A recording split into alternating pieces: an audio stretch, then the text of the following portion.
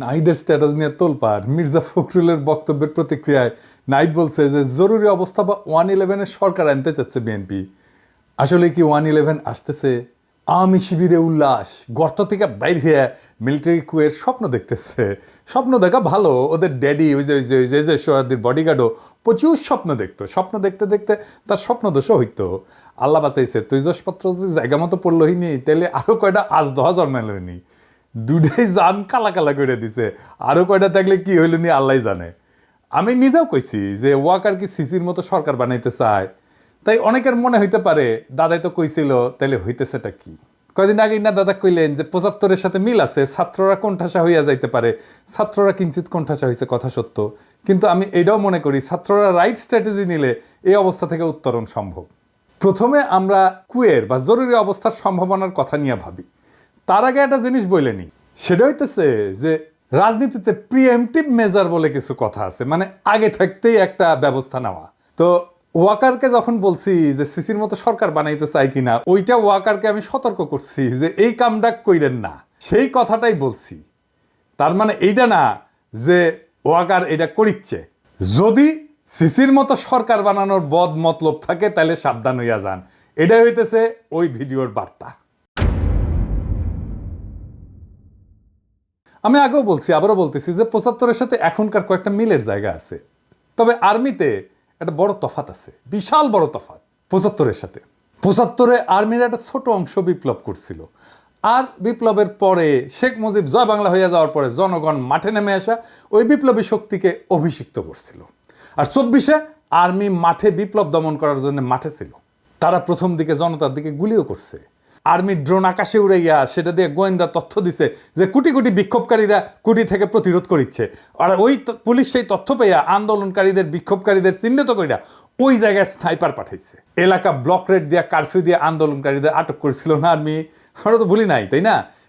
এই ভূমিকা রাখার পরেও আর্মির সৈনিক আর জুনিয়র অফিসাররা একটা সময় গুলি চালাইতে অস্বীকার করছে। সেটা হইতেছে 5ই আগস্ট সকালে। এই যে হাসিনার আজ্ঞাসনা থেকে শুরু কইরা গুলি চালাইতে অস্বীকার করা, এটাকেই বলে বিপ্লবী রূপান্তর। আর্মির এই সেকশন মানে জুনিয়র অফিসার আর সৈনিক লেভেলে একটা বিপ্লবী রূপান্তর ঘটিছে। এই আর্মি হাসিনার আর্মি না, এই আর্মি জনগণের আর্মি, জনতার আকাঙ্ক্ষার সাথে থাকা এক গণমানুষের বাহিনী, এক গণবাহিনী। এটা আমি আর্মিকে তেল দেওয়ার জন্য বলতেছি না। আপনারা যারা 5ই আগস্টে রাস্তায় ছিলেন তারা জানেন যে এই আর্মি জনতার পক্ষ হইয়া হাসিনার পুলিশের বিরুদ্ধে, ছাত্রলীগ যুবলীগের গুন্ডাদের বিরুদ্ধে গুলি ছুটতেছে। আর্মি হাসিনার শাসনের খুঁটির বিরুদ্ধে দাঁড়াইছে। আর্মি হাসিনার শাসন, হাসিনার ছায়া থেকে বাইর হয়ে আসছে। এটাই রূপান্তর। তার অস্ত্রের নল ঘুরে গেছে শাসকের দিকে। এইটার প্রতীকী মূল্য অপরিসীম। এই বাহিনী অন্তত এখন জনতার বিরুদ্ধে দাঁড়াবে না। তারপরেও বলা যায় না, কু করতে তো বেশি লোক লাগে না। 111-এর সময় তো কু করেছিল 10-12 জন নাকি শুনেছি। তাই আমি বলতেছি না কু হওয়ার সম্ভাবনা শূন্য, হইলেও হইতে পারে। তবে আমি চাই এটা কু হোক, তাহলে টেরাম টেরাম যুদ্ধ হবে। হ্যাঁ, কু হইলে ভালো হবে। কেন ভালো হবে আজের দেখি। এখন কোনো কু হইলে সেটা ভারতীয় মদতে হইছে বলে জনমানুষের ধারণা জন্মাবে। আর তা হইলে খালেদ মোশাররফের পরিণতি বহন করতে হবে কুয়ের নেতাদের। আর্মির ইন্ডিয়া প্রভাবিত সেনা অফিসাররা একেবারে জয় বাংলা হয়ে যাবে।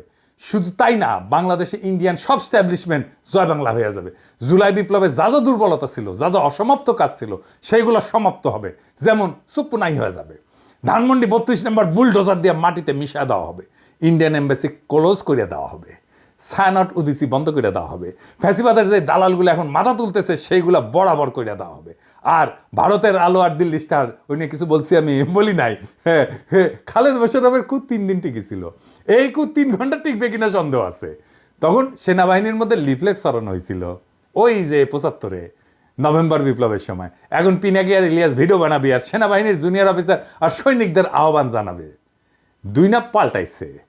বাংলাদেশের মানুষ রক্ত দিয়া বিজয় ছিনায় আনছে, সেই মানুষ ঘরে ফিরে গেছে সত্য, কিন্তু জুলাই বিপ্লবের ক্ষত সারে নাই, বুকের আগুন নেভে নাই। এই অগ্নিগর্ভ অবস্থায় জরুরি অবস্থা বা কু হান্দায় দেবে তেল ছাড়া, যেন এরপর কখনোই আর কু অভ্যাসের কথা কারো মাথাতে না আসে। আমাদের কাজ ফ্যাসিবাদের দোসরদের দাবরানির উপরে রাখা, আপনাদের চোখে পড়তেছে না হয়তো, কারণ এই কথাগুলো প্রকাশ্যে বলার বিষয় না, কিন্তু অনেক কাজ পিছনে হইতেছে। এইগুলা বেকুব কর্মীগুলো জানে না।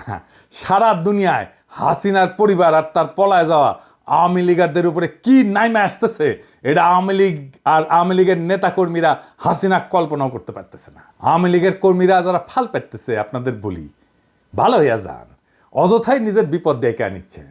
আমরা দয়া কইরা, একদম দয়া কইরা, মায়া কইরা প্রাপ্যটা দেইনি, ফাল পাইরেন না। আমি প্রত্যেকটা অঞ্চলে আওয়ামী লীগের কর্মীদের গণ ক্ষমা চাওয়ার আহ্বান জানাইতেছি। পাড়ায় পাড়ায় এদের ধৈর্য তওবা করাইবেন, মসজিদে মন্দিরে সমাজের সামনে হাত জোর কইরা মাপ চাইবে, কইবে আমার ভুল হইছে, মাপ কইরা দেন, আর কখনো করব না। তাইলে এদের তরপানি কমবে। এদের কোথায় পাবেন? আমরা একটা ওয়েবসাইটের কাজ করেছি, চলিচ্ছে, ওইটায় হাসিনার ফ্যাসিবাদের সকল সহযোগীর আমলনামা থাকবে। আওয়ামী লীগ, ছাত্রলীগ, যুবলীগের সব কমিটির নাম থাকবে, ছবি সহ, রেফারেন্স সহ, নাম ধরে ধরে সার্চ করা যাবে, বাংলা এবং ইংরেজিতে বিভিন্ন ক্যাটাগরিতে থাকবে। এমপি, দামি নির্বাচনের এমপি, সকল কমিটির সদস্য, সকল ব্যবসায়ী, সাংবাদিক, শিক্ষক, ডাক্তার, কৃষিবিদ, আমলা, পুলিশ, যারা যারা এই ফ্যাসিবাদের দোষর ছিল, সবার নাম থাকবে। এবং এখনো ফ্যাসিবাদের দালালি করে যাইতেছে দেশে এবং বিদেশে, সবার। কাজটা বড়, টাইম লাগবে, ফান্ড লাগবে। রাজনৈতিক দলগুলোর বা সরকারের তো করার কথা ছিল, তারা তো অন্য কাজে ব্যস্ত।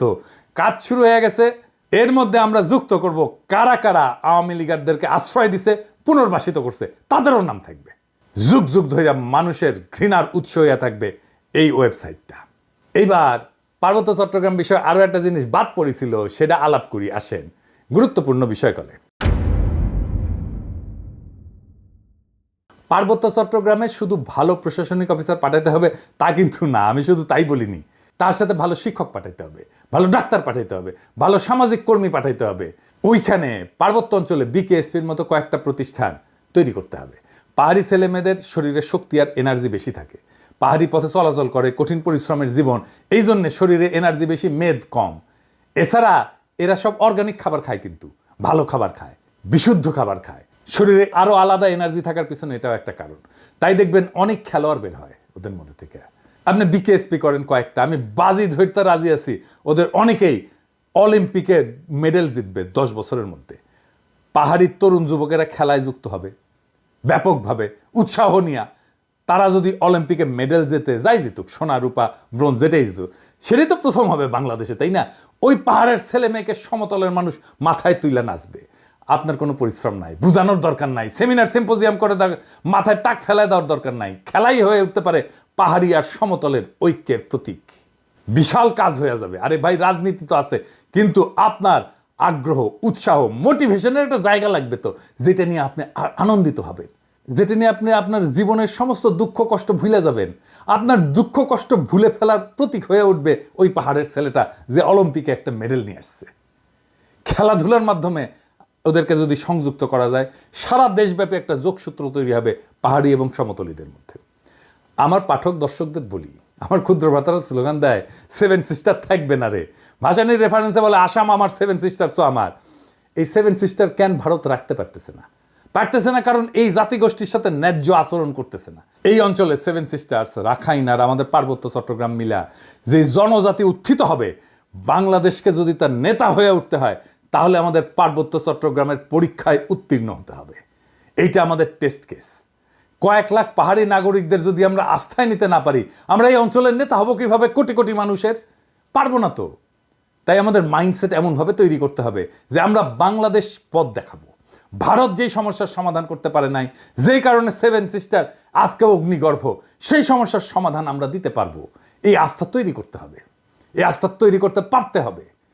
এই অঞ্চলে যদি কয়েকটা নতুন রাষ্ট্র তৈরি হয়, হইতে পারে, তাহলে তাদের সাথে একটা কনফেডারেশন গড়ার উদ্যোগ নেবে বাংলাদেশ। সেই প্রস্তুতি রাখতে হবে। তো কেন কনফেডারেশন করবে? এখন যদি তারা দেখে আমাদের পার্বত্য চট্টগ্রামের কয়েক লাখ নাগরিক খুশি না বাংলাদেশের রাজনৈতিক নেতৃত্বের প্রতি, তাহলে তারা কি আমাদের সাথে কনফেডারেশনে আসবে? আসবে না তো। আবার আসেন ওই ধানমন্ডি 32 নম্বরে আলাপটা সেরে নিই। আমি কইছি যে কু হইলে ধানমন্ডি 32 নম্বর বুলডোজার দিয়ে মাটিতে মিশিয়ে দেওয়া হবে। অনেকের মনে হইতে পারে যে কু না হইলে কি থাকবে? ধানমন্ডি 32 নম্বরের সামনে ব্যারিকেড দিছে। আবার কেন দিছে কে জানে? আমি কইছি ব্যারিকেড দিবে, দেখনি ওই ধানমন্ডি 32 নম্বরে, ওখানে ওই ব্যারিকেডের উপরে যায় স্যার করে মুতে দিবেন। ব্যারিকেড তুলে নিতে ব্যর্থ হবে। যখনই ব্যারিকেড দেবেন ওর উপরে মুতে দেবেন। শোনা যাচ্ছে মোস্তফা সরোয়ার ফারুকী নাকি রেনোভেশন করবে। ওর তো কুরকুরানি ছিল, ওই যে কইছিল না ওটা রেনোভেশন করা উচিত। তো ফারুকী রেনোভেশন হবে কাদের টাকায়? পাবলিকের ভ্যাট ট্যাক্সের টাকায় তো নাকি? বাংলাদেশে ৭২ থেকে ২০২৪ পর্যন্ত যত গণহত্যা হয়েছে, ইন্ডিয়ার দাসত্ব হয়েছে, গুম খুন ব্যাংক ডাকাতি হয়েছে, বাক স্বাধীনতা হরণ হয়েছে, স্বৈরতন্ত্র এবং ফ্যাসিবাদ, এই সব কিছুরই কোমল মসৃণ আইকন হইল ওই ৩২ নাম্বার। ৩২ নাম্বার শব্দটা একটা অভিশপ্ত শব্দ। ৩২ নাম্বার বাংলাদেশের ফ্যাসিবাদের আতুর ঘর। ওই ৩২ নাম্বারের প্রত্যেকটা ইটের গায়ে লেখা আছে মজলুমের হাহাকার, আমার নিখোঁজ হওয়া ভাইয়ের নাম, হাসিনা মুজিবের শাসনে বন্দুকের গুলিতে সেলাই হয়ে যাওয়া হাজার হাজার শহীদের নাম। ওই ৩২ নাম্বার রেনোভেট করার একমাত্র উপায় হইতেছে ওটারে বুলডোজার দেয়া ফ্যাতলাইয়া মাটির সাথে মিশায় দেওয়া, ওটারে চিরদিনের জন্য জয় বাংলা করে দেওয়া। ওই কাজ আমরা করব, একদিন করব, আজ না হোক কাল করব। ওইটা রেনোভেট যে করতে আসবে তারও সানডে মানডে ক্লোজ করে দিব। ইনকিলাব জিন্দাবাদ।